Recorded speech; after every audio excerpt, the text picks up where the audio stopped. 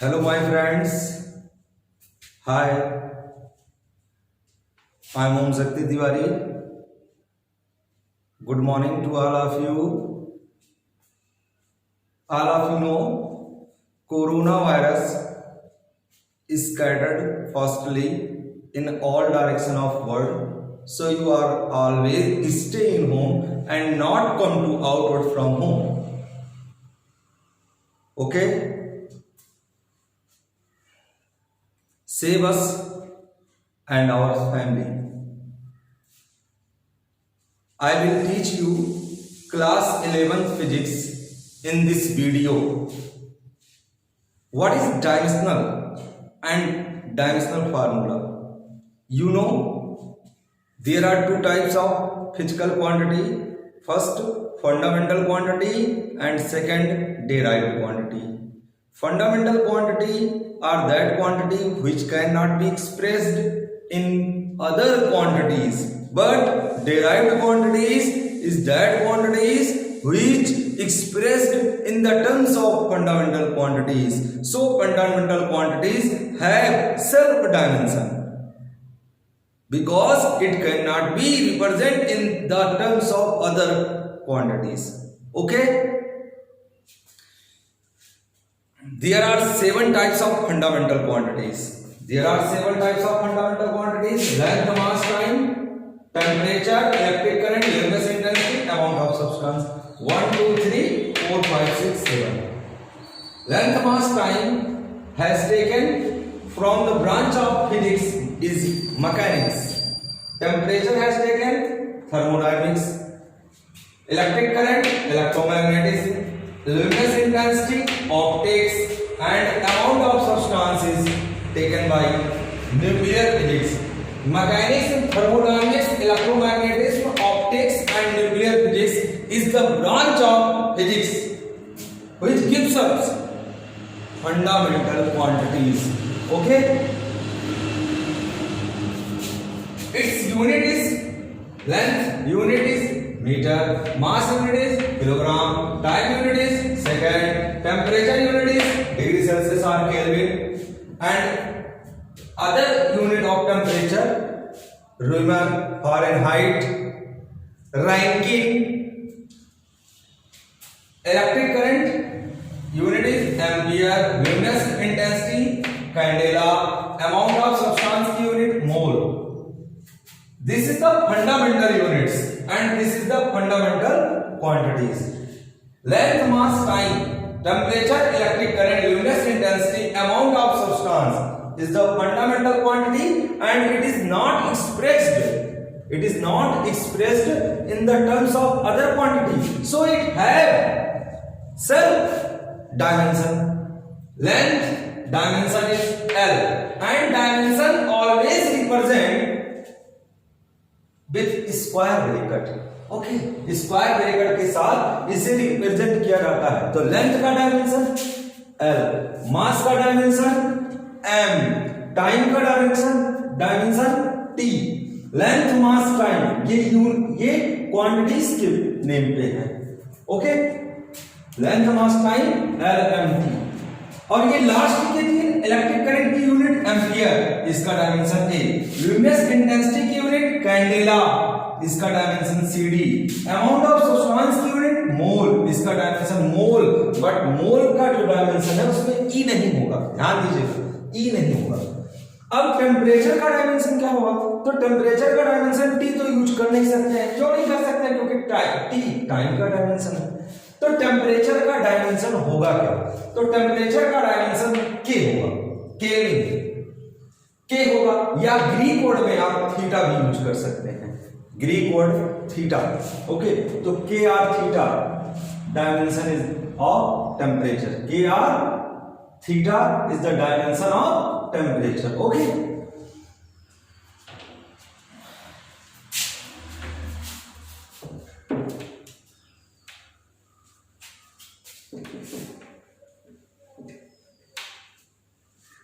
what is the dimensional?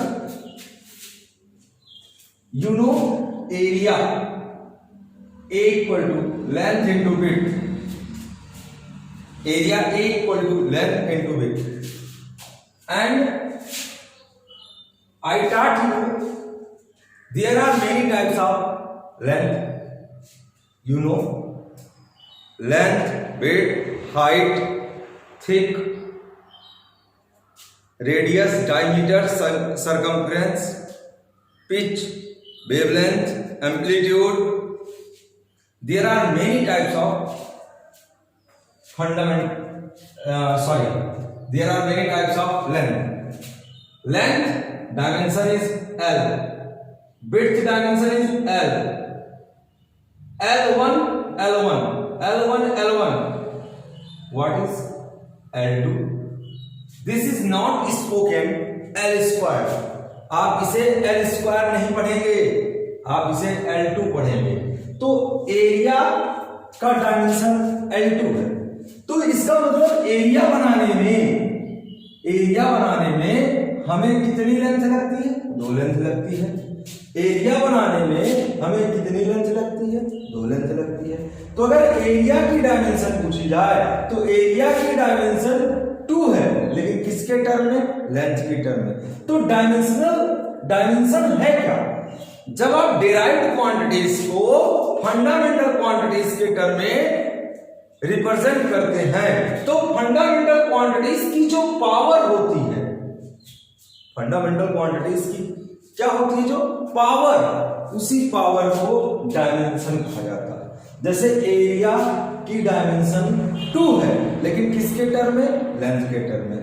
तो dimension of area is 2 in length. Dimension of area is 2 in length. अब L2 is spoken dimensional formula, L2 is spoken dimensional formula area. Why? अब area में आपको ये पता लगा कि 2 length है। कितने टाइप की लेंथ है? लेंथ कितनी बार आया है? 2 बार आया है। तो कौन सी फिजिकल क्वांटिटी आई है और कितनी बार आई है? कौन सी फिजिकल क्वांटिटी आई है और कितनी बार आई है? इसे रिप्रेजेंट करने के लिए जिस एक्सप्रेशन का यूज किया जाता है उसे डायमेंशनल फार्मूला कहते हैं। आगे आप देखिए, बैलून का होता है formula length, width, height. Length का L, विड्थ का भी L, हाइट का भी L। तो L1, L1, L1। अब यहां पर आप पावर स्पोकन नहीं करेंगे। डायमेंशनल फार्मूला में आप पावर नहीं पढ़ेंगे, लेकिन पावर के सारे रूल का ओबे करेंगे। जैसे यहां बेस सेम है तो पावर ऐड कर ली जाएंगी, लेकिन आप इसे पावर नहीं पढ़ेंगे। L L L तो 1 + 1 + 1 L3। अब बैलून का डायमेंशनल 3 है, लेकिन किसके टर्म में? लेंथ के टर्म में। ओके, तो dimension of balloon is 3 in terms of length. Okay, अब बैलून में ये पता लगा L3 से पता चल रहा है कि यहां पर ध्यान लेंथ है, और लेंथ कितनी बार है? 3 बार है। तो ध्यान देना, इस L3 को हम लोग बैलून का डायमेंशनल फार्मूला कहते हैं, और डायमेंशन कितनी है? 3। ओके, अब डेंसिटी देखते हैं। Density equal to mass upon volume. Mass का M, बैलून का L3। M L3 आप देखिए नीचे लिखा है, डिनोमिनेटर में है, आप इसे मूव करा के न्यूमरेटर में ले जाएं। नीचे है, आप मूव करा के ऊपर ले जाएंगे तो पावर का सिंबल चेंज हो जाएगा, L3 है L-3 हो जाएगा। तो डेंसिटी का डायमेंशनल फार्मूला क्या है? Ml-3। अगर हम पूछें what is the dimension of density, तो डायमेंशन क्या है? m का पावर 1 है, लेकिन पावर नहीं स्पोकन करेंगे, m1 L-3। यहां क्या t है? नहीं है। अगर t नहीं है तो आप क्या राइट कर सकते हैं? t0, क्योंकि किसी की पावर 0 की वैल्यू क्या होती है? 1 होती है। तो आपने राइट कर दिया m1 L-3 t0। ओके, तो डेंसिटी का अगर डायमेंशन पूछे, dimension of density is 1 in mass, -3 in length, 0 in time. Mass का 1 है, लेंथ का -3 है और टाइम का 0 है। तो ये क्या कहलाएगा, ये डायमेंशनल फार्मूला कहलाएगा। इसमें ये बताया जाएगा कि डेंसिटी में मास एक बार है, लेंथ 3 बार है, वो भी अपॉन में। तो ये जिसमें ये बताया जाए कि डेराइव्ड क्वांटिटीज में कौन सी फिजिकल क्वांटिटी, कौन कौन सी फिजिकल क्वांटिटी और कितनी कितनी बार आई। डायमेंशनल फार्मूला क्या बताता है, डायमेंशनल फार्मूला यही बताता है कि किसी भी क्वांटिटीज में फंडामेंटल क्वांटिटीज कौन कौन सी आई हैं और कितनी बार आई हैं। तो इनको शो करने के लिए जो एक्सप्रेशन यूज किया जाता है उसी को डायमेंशनल फार्मूला कहते हैं। तो डेंसिटी का डायमेंशनल फार्मूला ml-3। ओके, अब हम लोग स्पीड का देखते हैं। Speed equal to distance upon time. Distance का L, टाइम का T, T1 ऊपर जाएगा, T-1। अब हम लोग वेलोसिटी का देखते हैं। Velocity equal to displacement upon time. Displacement is the type of length, so it is represented by L, and time का T, L T1 है, इसको ऊपर ले जाएंगे T-1। अगर कोई भी वैल्यू पावर के साथ ऊपर या नीचे ले जाते हैं, ऊपर से नीचे या नीचे से ऊपर, न्यूमरेटर से डिनोमिनेटर या डिनोमिनेटर से न्यूमरेटर, तो उसका पावर का सिंबल चेंज हो जाता है। तो वेलोसिटी का डायमेंशनल फार्मूला क्या होगा, Lt-1। ओके, अब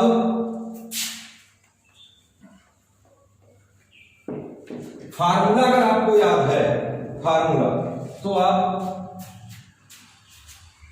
डायमेंशनल फार्मूला यूज कर सकते हैं। Next, acceleration. एक्सीलरेशन का क्या होता है, change in velocity upon time difference. Change in velocity upon time difference. अब वेलोसिटी में चेंज, अगर वेलोसिटी में चेंज होगा तो वेलोसिटी ही तो आएगी, अगर वेलोसिटी में चेंज होगा तो वेलोसिटी आएगी, दूसरा कुछ तो आएगा नहीं। तो इसका मतलब यहां वेलोसिटी है, और वेलोसिटी का डायमेंशनल फार्मूला क्या होता है, Lt-1। टाइम का क्या होता है, T, Lt-1 T, यहां पे Lt-1। अब ये T1 है, इसको मूव करा के ऊपर ले जाएंगे, T-1 हो जाएगा। T1 है, ऊपर ले जाएंगे, T-1 हो जाएगा। T-1 कितना हो गया, T-2, Lt-2 एक्सीलरेशन। एक बात और ध्यान दीजिएगा, अगर आपको डायमेंशनल फार्मूला पता है तो आप यूनिट लिख सकते हैं। जैसे एक्सीलरेशन की यूनिट लिखना है तो लेंथ की यूनिट मीटर, टाइम की unit second, metre second -2। Okay, तो डायमेंशनल फार्मूला से आप यूनिट लिख सकते हैं, मीटर सेकंड -2। या अगर आपको फंडामेंटल यूनिट्स पता है तो आप डायमेंशनल फार्मूला भी लिख सकते हैं, मीटर का L, सेकंड का T, Lt-2। ओके, अब हम लोग फोर्स का निकालते हैं। Force F equal to ma, mass into acceleration, mass का m, एक्सीलरेशन का Lt-2। एक्सीलरेशन का आपने अभी निकाला होगा, तो टोटल क्या हो गया, mlt-2। ओके, तो ये है फोर्स का डायमेंशनल फार्मूला, mlt-2।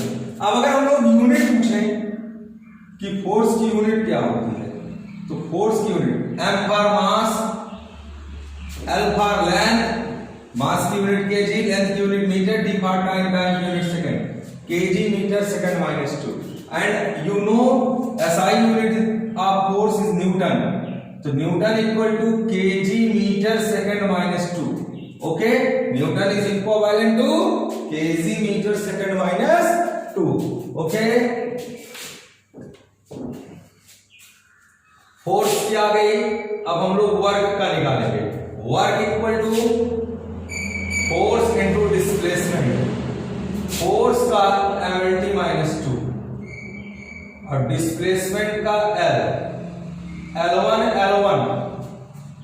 यहां देखिए, L1 यहां L1, बेस सेम है, पावर ऐड हो जाएगी, 1 1 2, तो हो जाएगा m L2 L1 L1 L2 T minus 2, ये क्या है? वर्क की यूनिट है। ओके, अगर ये वर्क की यूनिट है तो आप यहां ध्यान दीजिएगा, ये डायमेंशनल फार्मूला वर्क का हो गया। अगर वर्क का यूनिट लिखना है, मास की, mass M for mass measured in KG, L for length measured in metre, L2 metre square, यहां L2 स्पोकन करेंगे, यहां मीटर स्क्वायर स्पोकन करेंगे। T for time second minus 2, KG metre square second minus 2, ये unit of work है। और SI unit of work is joule, तो joule is equivalent to KG metre square second minus 2। And you also know, अगर इसे CGS system में change करें, CGS में, तो केजी का सीजीएस, मास का एमकेएस यूनिट है केजी, मास का सीजीएस सिस्टम में यूनिट है ग्राम, लेंथ का एमकेएस यूनिट मीटर है, लेकिन लेंथ का सीजीएस यूनिट क्या है? सेंटीमीटर, टाइम का सेकंड, तो gram centimetre square second minus 2 is the CGS unit of work, is the CGS unit of work, and it is equal to erg, okay? And you also know force के बारे में अगर आप देखिए तो force के बारे में, फोर्स का न्यूटन है, और न्यूटन किसके इक्विवेलेंट है? केजी मीटर सेकंड माइनस 2, ये SI यूनिट है। अगर इसका सीजीएस हम लोग निकालेंगे तो केजी के बजाय आप यहां ग्राम यूज करेंगे, मीटर के बजाय आप सेकंड यूज, मीटर के बजाय आप सेंटीमीटर यूज करेंगे, और सेकंड यूज करेंगे।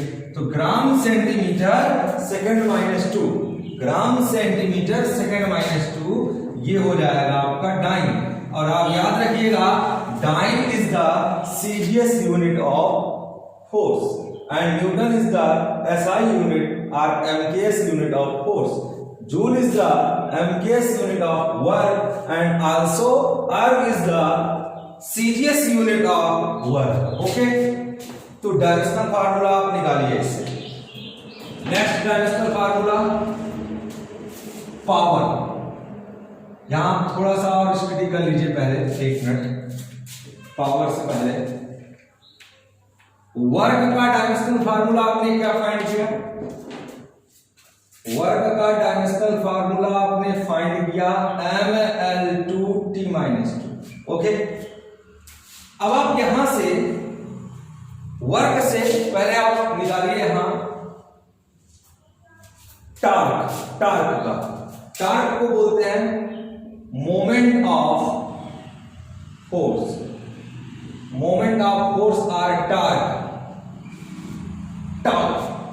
टो जिसे पढ़ा जाता है,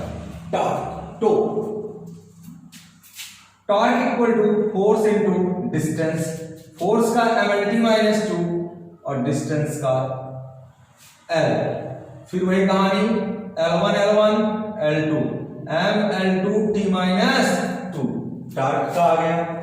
अब टार्क का अगर डायमेंशनल आ गया तो आप काइनेटिक एनर्जी का निकालिए।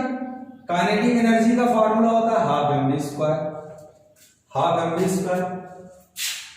1/2 नंबर की कभी भी कोई डायमेंशनल नहीं होती, नंबर का डायमेंशनल नहीं होता, तो आप 1/2 रिमूव कर देंगे, छोड़ देंगे, इसका कोई डायमेंशनल फार्मूला नहीं होगा। नंबर का m फॉर मास का m, v फॉर वेलोसिटी का LT माइनस 1, यहाँ स्क्वायर है तो यहाँ भी स्क्वायर लगा देंगे m।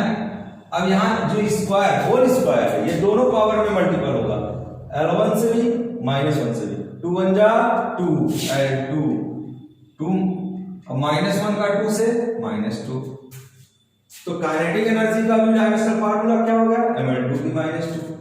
पोटेंशियल एनर्जी का निकालते हैं, तो पोटेंशियल एनर्जी का होता है फार्मूला mgh, मास का m, g for gravity acceleration, और ग्रेविटी एक्सीलरेशन का होता है LT minus 2, h for height L, L1 L2 mL2T minus 2। तो याद रखिएगा, वर्क का dimensional formula, moment of force का dimensional formula, kinetic energy, potential energy, nuclear energy, chemical energy, कोई भी एनर्जी हो तो सारे एनर्जी का डायमेंशनल फार्मूला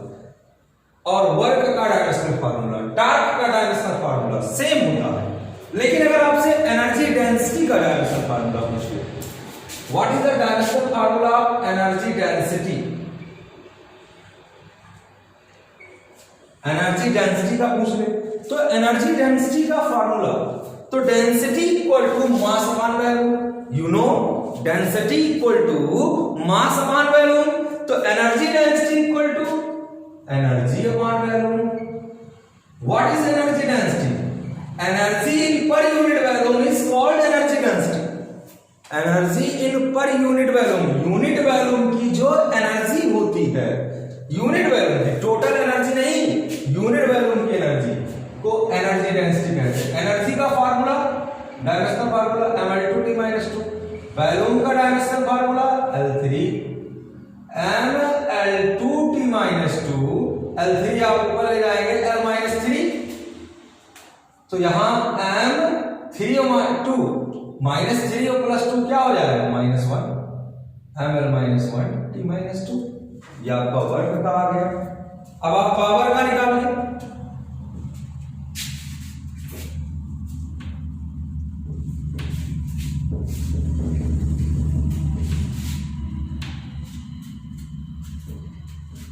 पावर का आप निकालिए। Power equal to work upon time, power equal to work upon time. Work का डायमेंशनल फार्मूला क्या होता है? वर्क का डायमेंशनल फार्मूला mL2T-2, और टाइम का क्या होता है? T। ओके, mL2T-2 T1 है, ऊपर ले जाएंगे तो क्या हो जाएगा? T-1। mL2 -2 -1 कितना होता है? -3 होता है। तो ये पावर का हो गया। अब अगर यहां से आप पावर की यूनिट राइट करना चाहते हैं, पावर की यूनिट, तो KG metre square second -3। Okay, अब हम लोग प्रेशर का निकालते हैं। Pressure P equal to F upon A, force upon area. Force का क्या होता है? mL2। एरिया का क्या होता है? L2। तो क्या हो जाएगा? mL2। L2 ऊपर जाएगा, क्या हो जाएगा? L-2 हो जाएगा। यहां 1 है, -2 + 1 कितना होता है? बोलो ऐड करिए। -1 होता है, mL-1T-2। ये प्रेशर का हो गया। ओके, स्ट्रेस का निकालते हैं।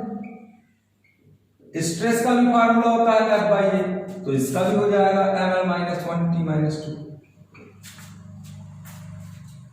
ओके, अब अगर स्ट्रेस का निकाल लिए तो याद रखना हमारे पास 3 टाइप के इलास्टिक कांस्टेंट होते हैं। इलास्टिक कांस्टेंट 3 टाइप के, कौन कौन से? Young modulus,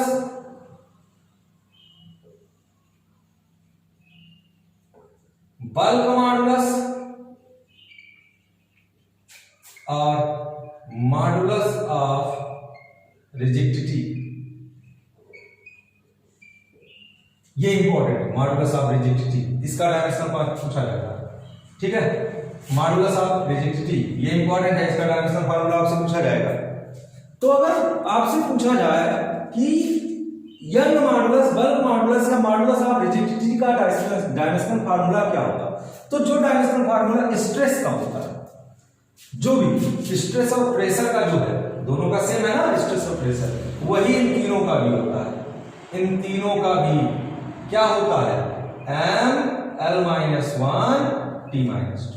okay, this is the dimensional formula of Young modulus constant, bulk modulus constant, modulus of rigidity.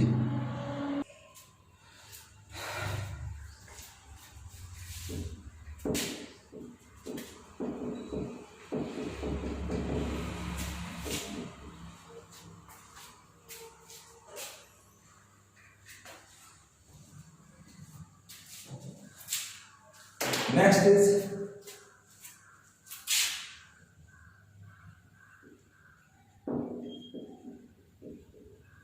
gravitational constant.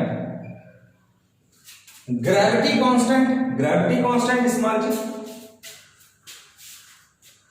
मान लीजिए ग्रेविटी एक्सेलरेशन का आप जानते हैं, ग्रेविटी एक्सेलरेशन का फार्मूला क्या होता है? ग्रेविटी एक्सेलरेशन का फार्मूला होता है LT - 2। तो ग्रेविटेशनल कांस्टेंट का क्या होता है? चलिए फाइंड करते हैं ग्रेविटेशनल कांस्टेंट का फार्मूला। ग्रेविटेशनल कांस्टेंट का फार्मूला फाइंड करने के लिए आप पहले फार्मूला लिखिए, F = G m1 m2 upon r²।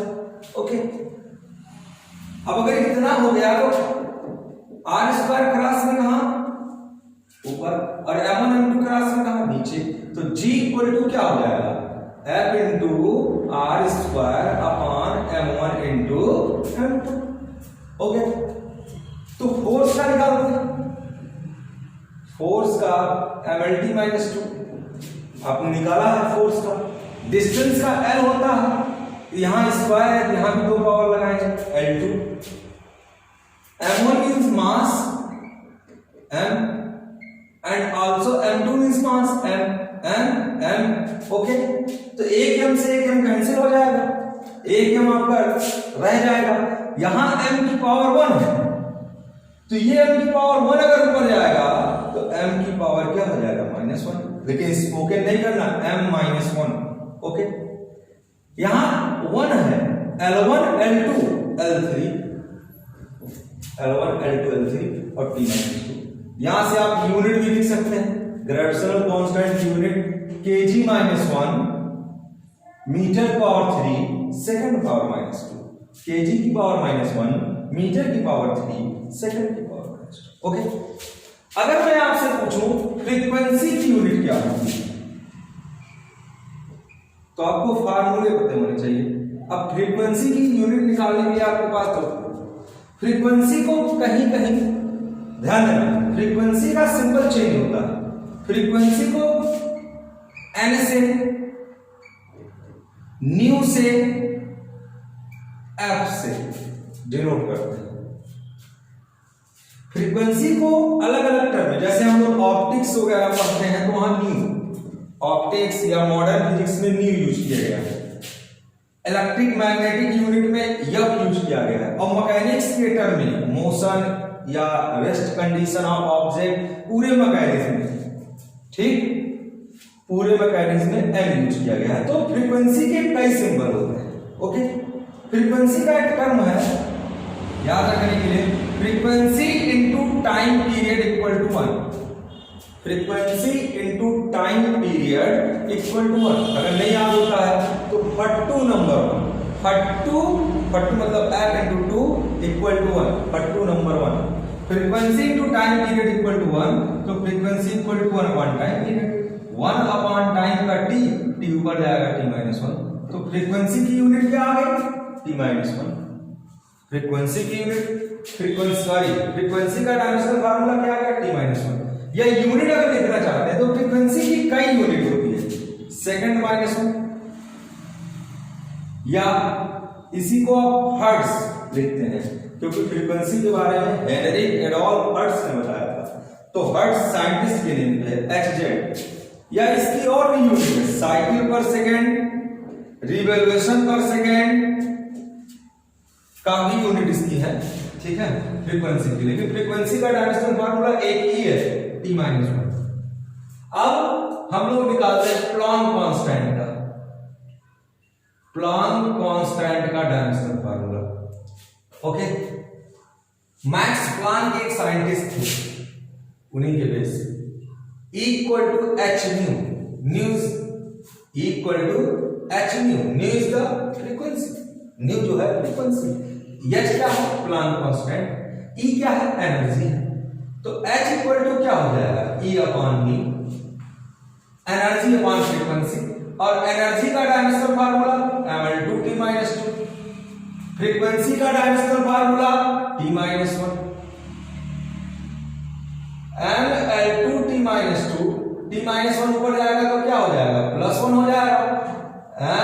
ml2 - 2 +1 क्या हो जाएगा? -1 हो जाएगा, ठीक है। ये हो गया प्लैंक कांस्टेंट का डायमेंशनल फार्मूला, ठीक है। Next, universal. फिजिक्स में केवल 2 ही यूनिवर्सल कांस्टेंट है, एक यूनिवर्सल ग्रेविटेशनल कांस्टेंट और एक यूनिवर्सल गैस कांस्टेंट। फिजिक्स में क्या पूरे स्पेस में केवल दो ही यूनिवर्सल कांस्टेंट है। ठीक, आपने यूनिवर्सल ग्रेविटेशनल कांस्टेंट का डायमेंशनल फार्मूला फाइंड किया m-1 L3 T-2। अब अगला है यूनिवर्सल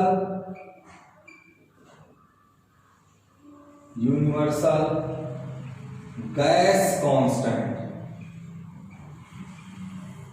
यूनिवर्सल गैस कांस्टेंट, अगर आप यूनिवर्सल गैस कांस्टेंट के लिए डायमेंशनल फार्मूला फाइंड करना चाहते हैं तो आप गैस इक्वेशन आपको पता होना चाहिए। गैस इक्वेशन होता है PV equal to nRT, PV equal to nRT, n equal to PV upon RT, sorry R equal to PV upon NT। अब इसमें कौन कौन से वेरिएबल है? P for pressure, V for volume, N for mole, T for temperature and R is universal gas constant. Pressure का dimensional formula, M L-1 T-2, क्योंकि force upon area ML-T-2 upon L2 ML-1 T-2।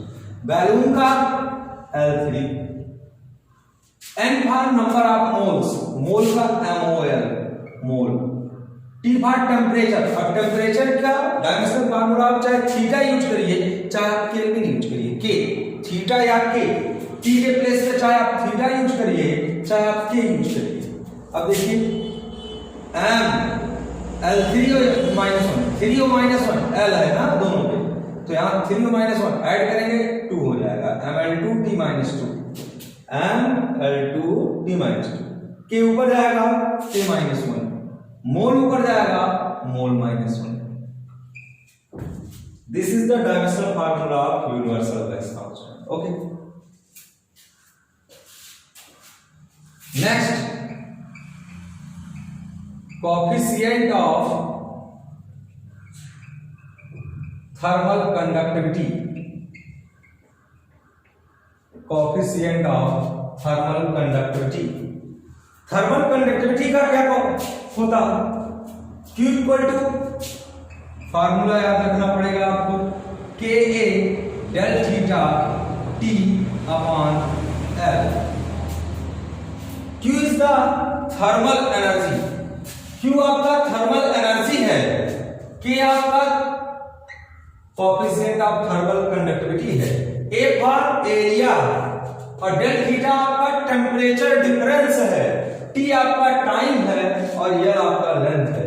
तो K यही रहने दीजिए, देखिए K को अकेला ही रहने दीजिए, L क्रॉस में ऊपर चला जाएगा, Q इंटू L हो जाएगा, और A del theta T cross में कहां चले जाएगा बताइए? क्रॉस मल्टीपल में नीचे चले आएंगे, A डेल थीटा T। तो ये हो गया थर्मल कंडक्टिविटी का फार्मूला। Q जो है थर्मल एनर्जी है, और मैंने बताया था किसी भी एनर्जी का डायमेंशनल फार्मूला ML2 T-2 होता है, लेंथ का L होगा, एरिया का L2 होगा, डेल थीटा टेम्परेचर का थीटा या के, डेल थीटा टेम्परेचर का चाहे थीटा और यूज करें चाहे के, और T फॉर टाइम का T होगा। अब आप यहां से थोड़ा सा ध्यान दीजिए, L2 क्या हो जाएगा? कैंसिल आउट, M रिमेन रहेगा, L भी रहेगा, यहां T1 है, ऊपर जाएगा -1 -2 कितना? -3 हो जाएगा, और K भी ऊपर जाएगा, K -1 हो जाएगा, ML-T-3 K-1। ये आपका किसका है? Coefficient of thermal conductivity. Next dimensional formula किसका? Coefficient of viscosity, coefficient of viscosity.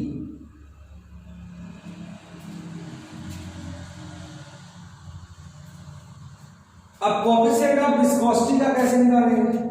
आपको फार्मूला अगर नहीं पता है तो आप निकाल नहीं सकते। फार्मूला आपको पता होना चाहिए, एक स्टोक्स लॉ आपको आगे पढ़ाया जाएगा, F equal to 6 pi eta R भी।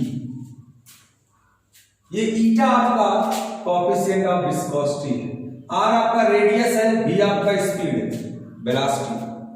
आर आपका रेडियस, बी आपकी वेलोसिटी, 6 पाई आपका नंबर है, पाई की वैल्यू क्या होती है 3.14, एफ आपका फोर्स है।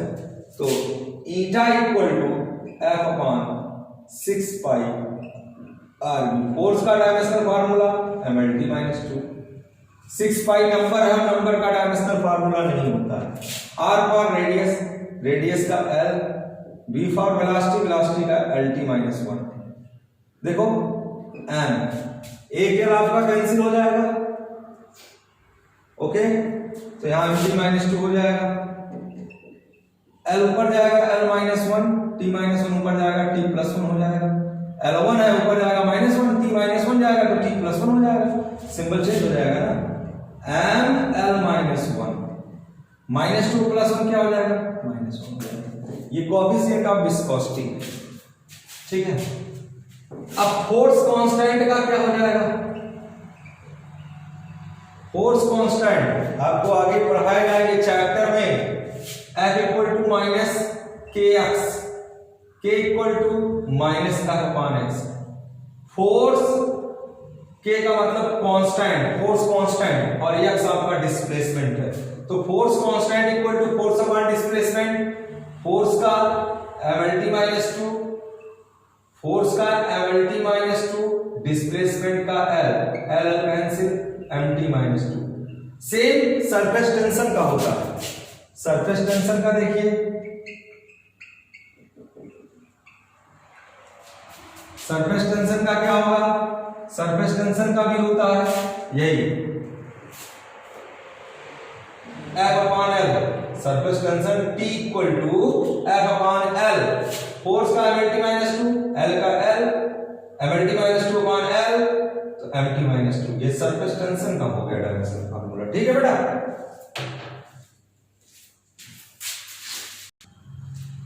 ऐसे आपको सभी फिजिकल क्वांटिटीज का, सभी फिजिकल क्वांटिटी, जितनी भी फिजिकल क्वांटिटी है, सारे फिजिकल क्वांटिटी का अगर फार्मूला आपको पता है तो आप डायमेंशनल फार्मूला फाइंड कर सकते हैं, ठीक है। तो आप आगे और जितनी भी फिजिकल क्वांटिटी हैं उन सभी फिजिकल क्वांटिटी का डायमेंशनल फार्मूला फाइंड करिए।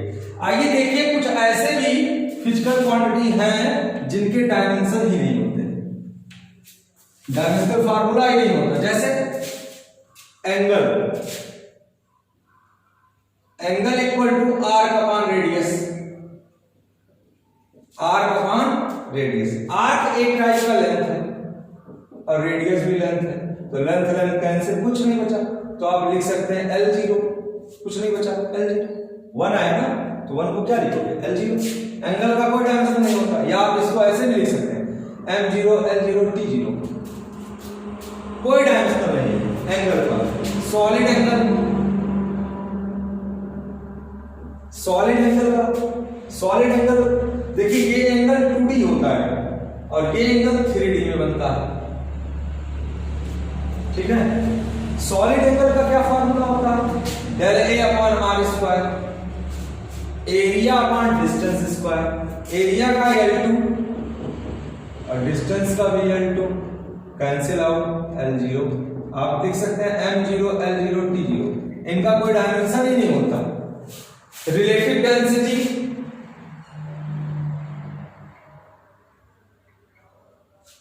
रिलेटिव डेंसिटी को देखिए, डेंसिटी ऑफ ऑब्जेक्ट, ऑब्जेक्ट की density upon density of water, water की डेंसिटी, ये फार्मूला। ऊपर भी डेंसिटी ml-3, नीचे भी डेंसिटी ml-3, कैंसिल आउट 0 हो गया, M0 L0 T0। Strain,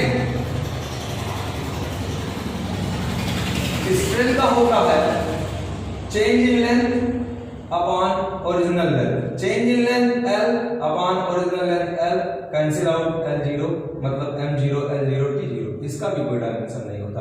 strain ध्यान दीजिएगा, स्ट्रेन का कोई डायमेंशन फार्मूला नहीं होता स्ट्रेन का। आप पढ़ते हैं रिफ्रैक्टिव इंडेक्स,